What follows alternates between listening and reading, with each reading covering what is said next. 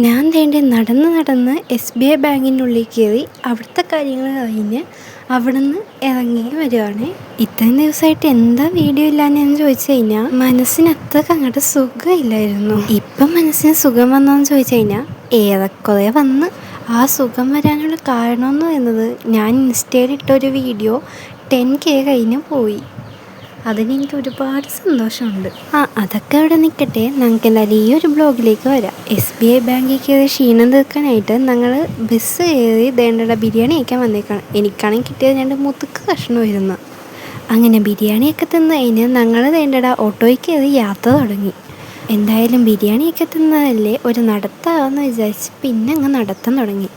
പിന്നെ സ്കൂളിൽ പോകാനുണ്ടായിരുന്നു, സ്കൂളിലും പോയി.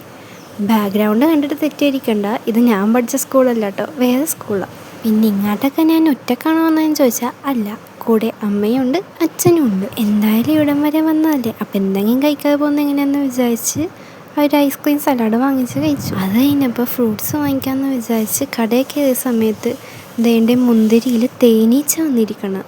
ഞാൻ ആദ്യമായിട്ടാണ് മുന്തിരിയിലൊക്കെ തേനീച്ച വന്നിരിക്കുന്നത് കാണുന്നത്. ഇനിയിപ്പോൾ ഒന്നുമില്ല, നേരെ വീട്ടിലേക്കാണ്. അപ്പോൾ അതേണ്ട ബസ് കയറി പോയപ്പോൾ സൂര്യരശ്മികളൊക്കെ എന്നെ തന്നെ നോക്കിയിരിക്കുക. എങ്കിൽ പിന്നെ അവരുടെ കൂടെ നിന്നൊരു ഫോട്ടോ എടുക്കാമെന്ന് വെച്ച്. അപ്പോൾ അതിനുള്ള തന്ത്രപ്പാടിലാണ് ഞാനിപ്പോൾ. അങ്ങനെ ഫോട്ടോ എല്ലാം എടുത്ത് കഴിഞ്ഞു.